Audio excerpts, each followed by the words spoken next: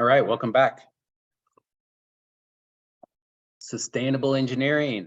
It's been a bit. Sorry about that. What a week of weather and actually other events that kept me from uploading anything that I wanted to upload. So, and I actually lost a couple of things. So here we go again. Hopefully this goes better today. Here's our week. We're in week 8, and we're going to talk about sustainable food and food chain, supply chain situations. Okay, I won't call them problems yet, but the scenario could be, and we've had this in the last few years, the scenario could be some kind of crazy virus, right? That slows down the food supply chain and other supply chains. So the question is, do we have a sustainable system for our food supply and maybe other essential needs, which actually isn't toilet paper, but that was a big deal, right? The other scenario that I like to entertain is some kind of catastrophic event. So in our area, it could very well be our 10.0 earthquake. If we have our 10.0 earthquake, all of the supply chains are going to go down. None of that is sustainable in an event like that. Bridges will be down, trucks will not be able to transport, and food will be a giant problem. So these are things to think about as we go through a sustainable class. Both, at some point you're going to go to work for a company that wants to take care of its employees. And one of the concepts in sustainability is, clean air, clean water, and that's for everyone in the community, not just within the company, but that the company does participate in these concepts of keeping air quality, water quality, reducing waste, and food supply. So it is within the best interest of the company to make sure that its workers are cared for, right? And in a sustainable company, a company that is forward thinking like this, food chain supply issues can be a giant problem that really you can only educate people on and hopefully make better choices. So let's go through the PowerPoint. I'm gonna not slow down, I'm gonna reduce my size a little bit. I found this last year and I really liked the PowerPoint. I can't download it, I watch it online, and it has the key pieces of information that I really want to touch on with supply chain. It's put out by the USDA, and don't worry, there's not 555 slides. So talks about the structure, the definition, and ongoing trends. And I'm not even going to go through all 28 slides. I'm going to go to about 12. I'll put the link up so you can access this.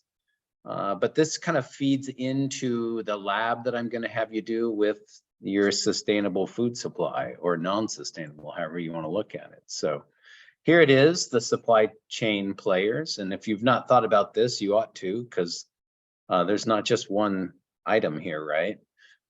We have us, the consumer, and then we have the retailer. That's where we buy our food typically. We had food service, schools or government, right? Those are also delivering food, important food. That food service could be at a high school, right? Or at an elementary school, or a number of other places that provide food to their either workers or their customers. Wholesaler, distributor, agent, or broker, that's an in-between person. Food, beverage manufacturing, that's an in-between person.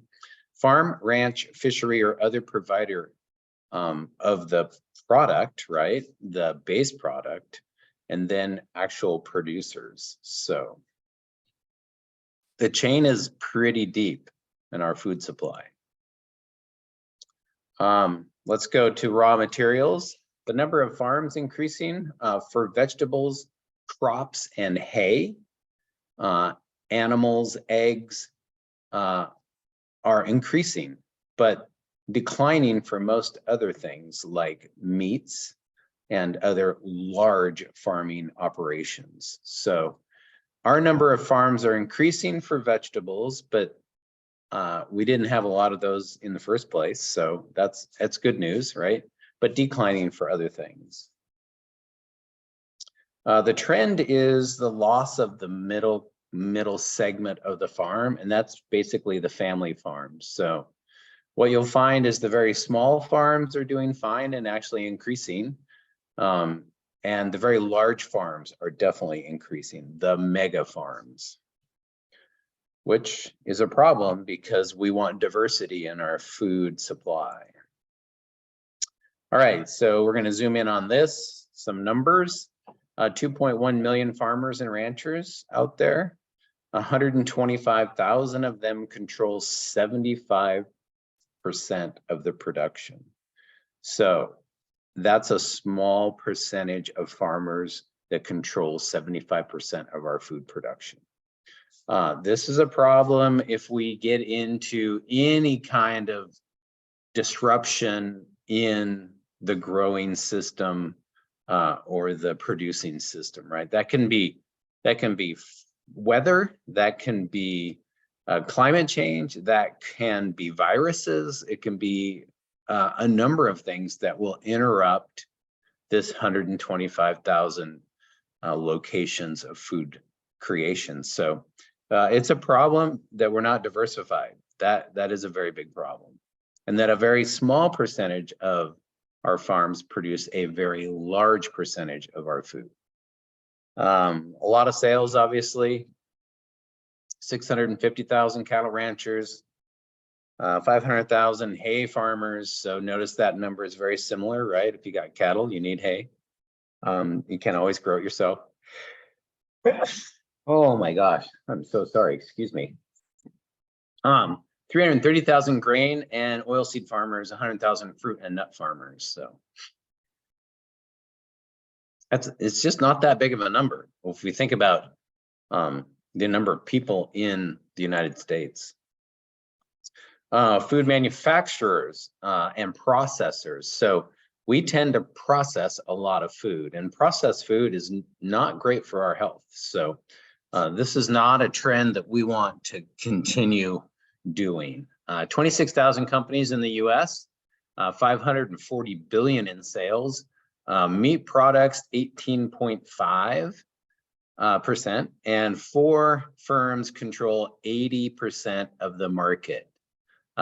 4 firms. Then we got bakery, fruits and vegetables, dairy, sugar candy grains, right? These make up 70% of grocery sales, 10% unprocessed. So 70% of grocery sales are processed. 10% are unprocessed. And unprocessed is what we actually should be eating for health purposes. And I mean, if you expand that, if we have a healthy workforce, we have a more sustainable industry in whatever industry you're in, right? You want a healthy workforce, you want clean air, you want clean water, you want these things as a corporation. It's in our own interest to want this for everybody. We have healthcare issues in the United States. We have continuing healthcare costs. We have medical costs. You know, there are studies that boil that down to processed foods. And here we see that's 70% of what's available to us. So it's not necessarily, it is our fault, but it's not necessarily our fault that the 70% is a processed food. Like, you know, if I'm thinking about snacking and 8 out of 10 things in front of me are processed, it's hard to always choose the unprocessed. So, all right, 100 large firms control 75% of all processed food. So again, a long supply chain, but with very few players in it. So not great, right? Wholesalers, distributors, and agents, right? These are the middle folks. 33,000 players in this game, and you can read through these statistics. A lot of these folks purchase this. They purchase, right, these middle wholesalers purchase large quantities of processed food mostly, and then sell it to our retailers. So they have to do a number of things. They have to do logistics to get it there. You know, food service vendors, 580,000 vendors, 40 full service restaurants, 37 limited service, 6.1 in education, 4.4 in hotels. You know, all of these expenses go into this food supply chain. 3 companies control most food service management contracts. 3 companies control most food service management contracts. Incredible. And these are, you know, they're providing, right? Like we go to restaurants, we go to McDonald's, we go to Burger King and Taco Bell's, right? That chain is controlled by a very small group. All right. The next slide I'm really going to focus in on and just make sure you understand it, because this is kind of how your lab sustainable food comes into play, right? So the retailers, the people that sell the food to us, the Safeways, the Fred Meyers, the grocery outlets, all of those, more than 210,000 stores, lots of sales, 32,000 supermarkets. That's not that many, right? Stores with sales of 2 million and above, that's where they get the 32,000. 3/4 of all grocery stores are operated by corporate chains. Retailer power, lots of power in that, 4 retailers, 40% market share. Typical store has 25,000 items in the store, and inventory turns 14 times a year. So that's the whole store. So if you think about Safeway, that inventory turns 14 times a year. How many weeks are in a year? 52. 14 and 14 is 28. Another 14 is what? 38, 40. So we're talking just under 4 weeks. The entire inventory switches in Safeway. 4 weeks. So that means just under normal conditions, no run on food. If we stop the supply chain, Safeway will be empty in 4 weeks, right? That's not true, because panic will hit. People will overpurchase, which we've experienced all this, and the entire store will be gone. I'm going to say in days, maybe a week, tops. Produce turns 58 times a year. All the produce in your grocery store turns faster than a week. In other words, those apples are gone in 6 days, let's say. All the produce is gone. So again, if we get supply chain disruption, it'll be hours that produce will be left, and it will be gone. And you might be thinking, well, I don't get my produce at a grocery store. Well, you might get it at a farmer's market, and it'll be gone just as fast. So it's not alarm. I mean, it is alarming. It's a little unsettling if you think about it, but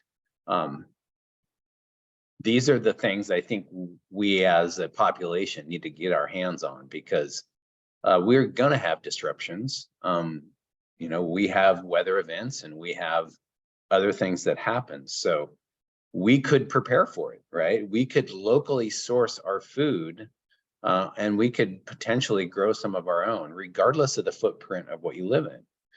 It's possible to do some of this. So not only should we be producing our own energy, but we should produce some of our own food.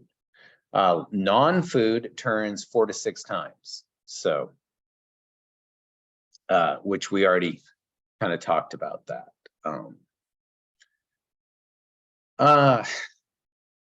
Anyway, that's the piece I wanted you to focus in on. I think the next slide is just talking about logistics, which we could, you know, if we start talking about logistics, the movement of food, the storage of food, the management of inventory, that energy is not super sustainable the way we do it. You know, we have storage facilities that if we had a power disruption, we would lose an incredible amount of food. We have third parties that are managing these products and then charging us for that.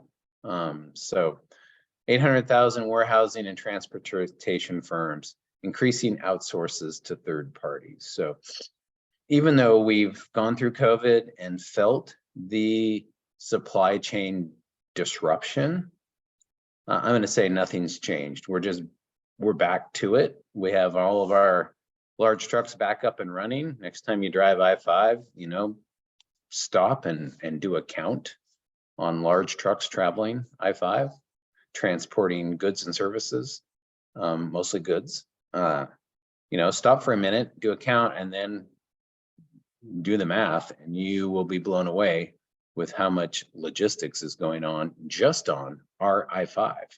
And there are, you know, 2 or 3 I-5s in every rural state like Oregon, but there are 25 in a big state like Chicago. So that logistic energy consumption is not sustainable at all. So we gotta think about how we do things differently. While we're in college, we can think about it deeply because we have this opportunity, but we also need to think about it as we move into industry and be a part of any kind of change that is taking place at any kind of company that you go to work for. So you be the change in your own life, and that will help. If we all did that, like all of us, it would be giant changes. But it's going to take education. You're going to have to educate the people around you. I have to expose you to education of this, and then you have to accept it or not and make change. So look at the sustainable food exercise I have you do. You know, if you can do 5 days, do 5 days of literally logging what food you're eating, and don't change. Just run it as a baseline, right? Just be honest and run it. Log it. You can use Excel if you want. That's pretty easy, but a little notebook is a good way to go. And if you're eating out of your pantry or your cupboard, think about where you got it. Did you get it at Safeway or Winco or grocery outlet, or did you get it at the farmer's market? After the 3 days or 5 days, whatever you can do, we're going to post that, and then we're going to think about how that could change if we put some energy into it and some thought. All right, I hope you found this interesting. Have a great day, and I'll produce another lecture this week. So.